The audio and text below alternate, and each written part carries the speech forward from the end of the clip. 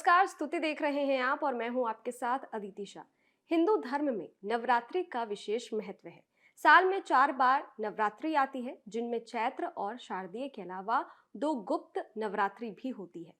माघ और आषाढ़ मास में पड़ने वाली गुप्त नवरात्रि में माँ दुर्गा के साथ 10 महाविद्याओं की साधना की जाती है। अब सवाल है कि गुप्त नवरात्रि कब से शुरू हो रही है, तिथि क्या है, घट स्थापना का शुभ मुहूर्त क्या है, माँ किस पर सवार होकर आ रही है, महामंत्र क्या होगा और इस दौरान कैसे माँ भगवती की पूजा करें। इन सभी सवालों के जवाब देंगे प्रसिद्ध ज्योतिषाचार्य पंडित हरि गोपाल शर्मा जी। सर, आपका बहुत बहुत स्वागत है राधे स्तुति राधे। में। मेरा पहला सवाल आपसे यही है कि ये गुप्त नवरात्रि क्या है जो साल में 2 बार आती है। देखिए अदिति, हमारे सनातन धर्म में जितना वैदिक महत्व है उतना वैज्ञानिक महत्व भी है। सनातन के हर पर्व और त्योहार वैज्ञानिक पक्ष भी रखते हैं। हमारे ऋषि मुनियों ने 4 नवरात्र 4 ऋतुओं की संधि पर रखे, जिनमें 2 प्रकट होते हैं, 2 गुप्त होते हैं। माघ मास के नवरात्र गुप्त नवरात्र, इसी तरह आषाढ़ मास के नवरात्र वो गुप्त नवरात्र होते हैं, और चैत्र मास के नवरात्र और शारदीय नवरात्र जो आश्विन मास में आते हैं उनको प्रगट नवरात्र कहते हैं। ये जब भी ऋतु परिवर्तन होती है तो हमारे शरीर की इम्यूनिटी डाउन होती है, रोग प्रतिरोधक क्षमता कमजोर होने लगती है, क्योंकि अभी हम सर्दी से गर्मी की तरफ जा रहे हैं। तो जब ट्रांजैक्शन होता है ऋतुओं का तो शरीर का भी इम्यूनिटी डाउन हो जाती है। तब हमारे ऋषि मुनियों ने कुछ व्रत, उपवास और ये नवरात्र रखे, जिससे लोग संयमित रहें, खान पान पर नियंत्रण रखें, अच्छा भोजन करें, कम से कम भोजन करें, अच्छी चीजों का सेवन अधिक करें। क्योंकि हम व्रत में क्या लेते हैं? फल लेते हैं, ऋतु फल। जिस ऋतु में जो फल आता है उसका अपना भी इंपॉर्टेंस है। वो उसी ऋतु में क्यों आ रहा है, उस ऋतु में उसकी क्या जरूरत है। अब जैसे कीनू आ रहा है, क्योंकि अब क्या है, सर्दी जुकाम के रोग बढ़ेंगे। कीनू क्या है? विटामिन सी का बड़ा स्रोत है। तो विटामिन सी से हमें सर्दी जुकाम खांसी नहीं होती, इम्यून तो सिस्टम स्ट्रांग होता है। तो हम व्रत रखेंगे तो हमें जो ऋतु फल है वो खाने चाहिए, वो खाते हैं हम। तो इस तरीके से हमारे ऋषि मुनियों ने पूरे साल में 4 नवरात्र का विधान बताया। इनका वैदिक महत्व भी है और वैज्ञानिक महत्व भी है। अब इन नवरात्र में जैसे हम चैत्र और शारदीय नवरात्र में मां दुर्गा के 9 रूपों की पूजा करते हैं। शैलपुत्री, ब्रह्मचारिणी, चंद्रघंटा, कूष्मांडा, इनकी पूजा करते हैं। गुप्त नवरात्र में हम इन 9 रूपों के साथ ही 10 महाविद्याएं जो मां आदिशक्ति परम्मा के स्वरूप थे, उनकी पूजा भी विशेष रूप से की जाती है। इन गुप्त नवरात्र में पूजा करने से बहुत ही सहज रूप से ही व्यक्ति को उत्तम फलों की प्राप्ति हो जाती है। तंत्र मंत्र की साधना करने वालों के लिए गुप्त नवरात्र सर्वोत्तम होते हैं। इनमें तंत्र और मंत्र की सिद्धियां साधक प्राप्त करते हैं। तो गुप्त नवरात्र साधना के महत्व से भी बहुत महत्वपूर्ण होते हैं। गुप्त नवरात्र की तिथि क्या है सर? डेट को लेके कंफ्यूजन बना हुआ है। और घट स्थापना जो है वो कब करें, किस शुभ मुहूर्त में करें? देखिए, इस साल माघ मास के गुप्त नवरात्र जो प्रतिपदा तिथि से शुरू होते हैं, नवमी तक चलते हैं। इस साल 19 जनवरी को प्रतिपदा तिथि सुबह 1:21 पर आएगी और 20 तारीख को सुबह 2:14 पर समाप्त होगी। तो इस बार के गुप्त नवरात्र 19 जनवरी से शुरू होंगे और 27 जनवरी तक चलेंगे। 9 दिन के नवरात्र रहेंगे। यदि हम घट स्थापना के मुहूर्त की बात की जाए तो घट स्थापना के इस बार 2 मुहूर्त हमें प्राप्त हो रहे हैं। पहला मुहूर्त है 19 जनवरी को सुबह 7:13 से 10:49 तक। बहुत अच्छा समय है, बहुत अधिक अवधि का समय है। तो आप इसमें विधि विधान के साथ, श्रद्धा भक्ति के साथ, जैसे चैत्र नवरात्र में घट स्थापना करके भगवती की आराधना करते हैं, उसी तरह इन गुप्त नवरात्र में विधि विधान के साथ घट स्थापना करके मां की चौकी बना करके आप घट स्थापना इस मुहूर्त में कर सकते हैं। दूसरा मुहूर्त आपको प्राप्त होगा अभिजीत मुहूर्त, जो 12:15 से लेकर के दोपहर 12:58 तक रहेगा। इस अभिजीत मुहूर्त में भी आप मां की घट स्थापना करके पूजा शुरू कर सकते हैं। यदि हम इस बार के दिव्य संयोग की बात करें तो इस बार अभिजीत मुहूर्त के बीच में सर्वार्ध सिद्ध योग बन रहा है, जिसको बड़ा उत्तम धर्मशास्त्र और ज्योतिष शास्त्र में माना जाता है। यह सर्वार्ध सिद्ध योग सुबह 11:52 से शुरू होगा और 20 तारीख को सुबह 7:14 तक चलेगा। तो अभिजीत मुहूर्त के बीच में सर्वार्ध सिद्ध योग का होना इस बार के गुप्त नवरात्र पर यह दुर्लभ संयोग बनने जा रहा है। तो इस संयोग में पूजा करने से, कलश स्थापना करने से अभीष्ट फलों की प्राप्ति होती है, पूजा का पूर्ण फल प्राप्त होता है और बड़े आनंद के साथ आपकी सभी मनोकामनाएं मां भगवती पूरी करते हैं। तो इस बार के गुप्त नवरात्र विशेष हैं। गुरुजी, पूजा विधि क्या होगी? किस तरीके से पूजा करें जिससे कि माँ प्रसन्न हो और आप जो चाहते हैं, आपकी इच्छाएं जो हैं वो पूरी हो सके? देखिए, गुप्त नवरात्र हो या चाल के चारों नवरात्र हैं, आप उनमें बहुत श्रद्धा भक्ति के साथ, क्योंकि मन में भाव सबसे पहले है। शास्त्र कहते हैं भावेत इति भगवान। यदि भाव है तो भगवान है, नहीं तो वो मंदिर में रखी हुई मूर्ति पत्थर की है। और आपका भाव है कि वो भगवान है, तो भाव की बड़ी प्रधानता है। तो आपके अंदर बहुत श्रद्धा भक्ति भाव होना चाहिए कि मैं आज से नवरात्र की शुरुआत करने जा रहा हूं। आप सुबह स्नान करें, स्वच्छ वस्त्र धारण करें और व्रत संकल्प लेकर के घट स्थापना करें। आप उत्तर पूर्व दिशा में, जैसे ईशान कोण बोलते हैं, वहां पर एक चौकी बिछाएं। चौकी पर लाल या पीला वस्त्र बिछाएं। उस चौकी पर मां दुर्गा के श्री विग्रह की स्थापना करें। एक कलश की स्थापना करें। उसके साथ ही जो आते हैं उनको भी एक पात्र में डालें, मिट्टी में मिला करके, जिससे 9 दिन के बाद वो जवारे बनते हैं, जो लक्ष्मी का प्रतीक होते हैं, जो हमें धन धान्य का प्रतीक होते हैं। उनको 9वें दिन विसर्जन के बाद अपने घर की तिजोरी में रखा जाता है। गणेश जी की स्थापना करें, अपने इष्ट देव की चौकी पर स्थापना करें। इनका नित्य प्रति गंगा जल से आप अभिषेक कीजिए, पूजा कीजिए, आरती कीजिए। जो भी श्रद्धा भक्ति के साथ ऋतु फलों का, दूध से बने पदार्थों का भोग लगाइए। रोज अलग अलग भोग लगाइए। 9 दिन के भोग भी अलग अलग शास्त्रों में बताए गए हैं, लेकिन आपकी जो सामर्थ्य है वो भोग श्रद्धा भक्ति के साथ लगाइए। सुबह और शाम दोनों वक्त मां की आरती कीजिए। यदि आपके पास सुबह समय है तो सुबह और शाम को समय है तो शाम को कम से कम एक माला नवाण मंत्र की अवश्य जप करनी चाहिए। नवाण मंत्र ऐं ह्रीं क्लीं चामुंडाय बिच्चय। यदि आपको दुर्गा सप्तशती का पाठ कर रहे हैं, दुर्गा सप्तशती के किसी भी स्तोत्र का पाठ कर रहे हैं, यदि उसके उच्चारण में जरा भी संशय है तो आप किसी योग्य आचार्य के सानिध्य में बैठ करके उस उच्चारण को शुद्ध अवश्य कर लीजिए। अशुद्ध उच्चारण से फल भी नहीं मिलेगा और अपराध भी लगेगा। नहीं तो आप हिंदी में भी पाठ कर सकते हैं। तो आप प्रतिदिन नवाण मंत्र का जप एक माला कम से कम कीजिए। फिर आप दुर्गा चालीसा कर सकती हैं, दुर्गा सप्तशती कर सकती हैं। दुर्गा सप्तशती में बहुत सारे स्तोत्र, कवच, अर्गला, कीलक, दुर्गाष्टकम, 32 नामावली, सिद्ध कुंजिका स्तोत्र, इस तरह के छोटे छोटे पाठ दिए गए हैं। इनका भी आप पाठ प्रतिदिन अपने समय के अनुसार कीजिए और शाम को मां को भोग लगा करके जो फलाहार, ऋतु फल आप जो खाना चाहते हैं वो खा सकते हैं। तो ये पूजा की 9 दिन की विधि है। श्रद्धा भक्ति के साथ इन गुप्त नवरात्र में आप मां की आराधना करेंगे तो बड़े सहज रूप से आपकी मनोकामना अवश्य पूर्ण होगी। गुरुजी, आपने महामंत्र भी बता दिया, महत्व बता दिया, पूजा विधि, तिथि, ये सारी चीज़ें बता दी। अब मैं चाहती हूँ कि आप ये बताएं कि इस बार माँ किस चीज़ पर सवार होकर के आ रही हैं, क्योंकि माँ की जो सवारी होती है वो बहुत ही महत्वपूर्ण होती है।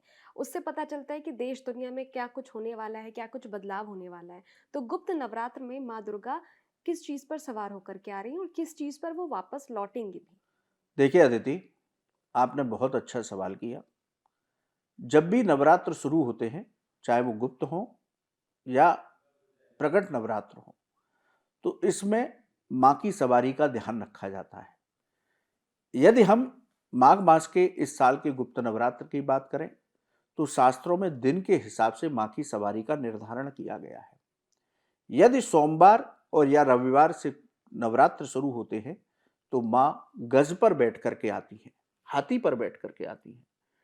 यदि माँ हाथी पर बैठ करके आती हैं तो इसे बड़ा बेहद शुभ माना जाता है। आने वाले समय पर जब वर्षा होगी तो अच्छी वर्षा इस साल देखने को मिल सकती है। अच्छी फसल होगी, किसानों के लिए आने वाला साल बहुत उत्तम होगा। यदि हम देश की बात करें तो देश में भी अन्न के भंडार भरेंगे। दूसरे देशों में जिस तरह से अन्न की कमी होती रहती है या वहां पर युद्ध के हालात बने हुए हैं, तो भारत इस साल बहुत सारा अनाज का एक्सपोर्ट भी कर सकता है। तो बड़ी अच्छी फसल इस साल होगी। ये गुप्त नवरात्र में माँ जो हाथी पर सवार आ रही हैं, इनका ये विशेष फल इस बार प्राप्त होगा। घर में देश दुनिया में या भारत की बात करें तो धन से जुड़े मामलों में यहाँ पर सफलता मिलेगी। जैसे दूसरे देशों में रिसेशन चल रहा है, लेकिन भारत में अभी ऐसे हालात आने की कोई भी संभव नहीं है। और ये गुप्त नवरात्र बड़े शुभ और मंगलकारी होंगे। तो आप माँ की आराधना कीजिए और इन गुप्त नवरात्र का आनंद लीजिए। अभी गुरुजी आप बिहाइंड द कैमरा मुझे बता रहे थे कि नवरात्र में जो है कैसे साधना की जाती है माँ दुर्गा की, तो मैं चाहती हूँ कि आप राशि अनुसार बता दें कि हर राशि को कैसे माँ की साधना करनी चाहिए जिससे कि उनको इस नवरात्र का पुण्य फल जो है वो मिल सके। देखिए, ज्योतिष शास्त्र में नौ दुर्गा 9 नवग्रह का संचालन करती हैं। यानी कि नव दुर्गा हमारे नवग्रह की अधिष्ठात्री देवी मानी जाती है। ज्योतिष शास्त्र कहता है कि यदि आप नवरात्र में विधि पूर्वक माँ की आराधना करते हैं तो आपकी कुंडली के 9 ग्रह, एक नहीं 9 ग्रह बड़े मजबूत हो जाते हैं। यदि वो अशुभ फल भी दे रहे हैं तो उनसे शुभ फलों की प्राप्ति होने लगती है, क्योंकि माँ इन सब नवग्रहों की अधिष्ठात्री देवी कही जाती है। तो नवरात्र में आप प्रतिदिन पूजा करते हैं, वो अच्छी बात है। वो भी आपके ग्रहों को संतुलित रखती है माँ की कृपा से। यदि आप विशेष रूप से अपनी राशि के अनुसार यदि कुछ उपाय साथ में जोड़ लें तो और अधिक उत्तम फलों की प्राप्ति होने लगती है। आपकी कुंडली के ग्रह मजबूत होते हैं। यदि वो अशुभ फल दे रहे हैं तो उनकी अशुभता में कमी आती है। अब हम राशि चक्र की बात करें तो मेष राशि के जातक प्रतिदिन मां को एक कमल का पुष्प, लाल कमल का पुष्प चढ़ाएं। वो नहीं संभव है तो गुड़हल का फूल या लाल कोई भी फूल मां को रोज अर्पित करें। इसके साथ ही मां को हलवे का भोग लगाएं और आप मां के नवाण मंत्र का ऐं ह्रीं क्लीं चामुंडाय बिच्चे, इस मंत्र की रोज एक माला जप करें तो आपकी कुंडली के ग्रह मजबूत होंगे, अशुभ ग्रह शुभ फल प्रदान करेंगे। दूसरी राशि है वृषभ राशि। वृषभ राशि के जातक मां को रोज सफेद रंग के फूलों की माला अर्पित करें। उनको जो हमारी पंचमेवा में से मखाना होता है या मिश्री है उसका भोग लगाएं। इसके साथ ही दुर्गा जी के 32 नाम दुर्गा सप्तशती में दिए गए हैं, इनका रोज पाठ करेंगे तो उनको उत्तम फलों की प्राप्ति होगी। मिथुन राशि के जातक, मिथुन राशि के जातक मां को हरे और गुलाबी रंग की चुनरी जिसमें दोनों रंग हो वो मां को पहनाएं। इसके साथ ही पिस्ता का या किसी भी हरे रंग की मिठाई का उनको भोग लगाएं और इसके साथ ही वो दुर्गा कवच का पाठ करें नित्य प्रति, तो उनकी कुंडली के ग्रह मजबूत होंगे, मां की कृपा से अशुभ ग्रह समाप्त होंगे। कर्क राशि के जातक प्रतिदिन मां को सफेद फूलों की माला अर्पित करें, मिश्री का भोग लगाएं, खीर का भोग लगा सकते हैं। इसके साथ ही सिद्ध कुंज का स्तोत्र का पाठ करें तो उनके लिए उत्तम होगा। जैसा मैंने पहले भी बताया, अब फिर बता रहा हूं कि किसी के उच्चारण में आपको कोई भी परेशानी हो तो उसको शुद्ध करके पाठ करें, वरना दुर्गा सप्तशती में हिंदी में भी अर्थ दिया गया है तो आप सिद्ध कुंज का स्तोत्र का भी अर्थ में हिंदी में पाठ कर सकते हैं। सिंह राशि के जातक, सिंह राशि के जातक मां को लाल चुनरी पहनाएं, रोज उनको लाल फूल अर्पित करें और दुर्गा सप्तशती का पाठ करें। दुर्गा सप्तशती का पाठ नहीं कर सकते तो नवार्ण मंत्र का एक माला रोज जप करें तो उनके लिए उत्तम होगा। कन्या राशि के जातक, यदि उनकी कुंडली में अशुभ ग्रह चल रहे हैं, अशुभ महादशा चल रही है, तो आप इस नवरात्र में मां को पीले फूलों की माला पहनाएं, उनको सिंदूर अर्पित करें, रोज उनकी मांग में सिंदूर भरें और इसके साथ ही हलवे का भोग लगाइए तो आपके लिए उत्तम रहेगा। तुला राशि के जातक प्रतिदिन गुप्त नवरात्र में नवार्ण मंत्र का जाप करेंगे, मां को दूर्वा लगी हुई माला अर्पित करेंगे या पान के पत्तों पर लौंग रख करके, एक जोड़ा लौंग यानी कि 2 लौंग रख करके मां के चरणों में अर्पित कीजिए और सिद्ध कुंज का स्तोत्र का पाठ कीजिए तो आपको उत्तम फलों की प्राप्ति होगी। बात करते हैं वृश्चिक राशि की। मंगल देव की राशि है। आप मां को रोज लाल फूलों की माला अर्पित करें, लाल चुनरी अर्पित कीजिए और नवार्ण मंत्र का जप कीजिए तो आपको मंगल से मिलने वाले शुभ फल प्राप्त होंगे। वहीं यदि कुंडली में मंगल खराब है तो उसकी अशुभता भी समाप्त होगी। बात करते हैं धनु राशि के जातकों की। देव गुरु बृहस्पति की राशि है। आप मां को रोज पीले रंग की मिठाई का भोग लगाइए, इसके साथ ही पीले फूल अर्पित कीजिए और दुर्गा कवच का नित्य प्रति पाठ कीजिए यदि कर सकते हैं। नहीं कर सकते तो दुर्गा चालीसा का पाठ कर लीजिए तो आपको उत्तम फलों की प्राप्ति इस गुप्त नवरात्र में होगी। बात करते हैं मकर राशि के जातकों की। मकर राशि शनि देव की राशि है। जो मकर राशि के जातक हैं वो नीले फूलों की माला मां को अर्पित करें, पंचमेवा का भोग लगाएं, इसके साथ ही एक माला नवार्ण मंत्र की प्रतिदिन जप कीजिए तो आपको उत्तम फलों की प्राप्ति होगी। आपकी कुंडली के ग्रह शांत होंगे। बात करते हैं कुंभ राशि के जातकों की। कुंभ राशि भी शनि देव की राशि है। आप प्रतिदिन मां को लाल या नीले फूलों की माला अर्पित कीजिए, मां को लाल चुनरी उड़ाइए और आप सिद्ध कुंज का स्तोत्र का एक पाठ नित्य प्रति कीजिए तो आप पर शनि की 7.5 भी चल रही है तो ये साल आपका बहुत उत्तम मां की कृपा से निकल जाएगा। राशि चक्र की अंतिम राशि है मीन राशि। मीन राशि के जातकों पर भी शनि की 7.5 का द्वितीय चरण चल रहा है। थोड़ा सा समय प्रतिकूल चल रहा है तो ये गुप्त नवरात्र आपके लिए किसी वरदान से कम नहीं है। आप प्रतिदिन शाम के समय मां को पंचमेवा का भोग लगाइए या पीली मिठाइयों का भोग लगाइए, हलवे का भोग लगा सकते हैं।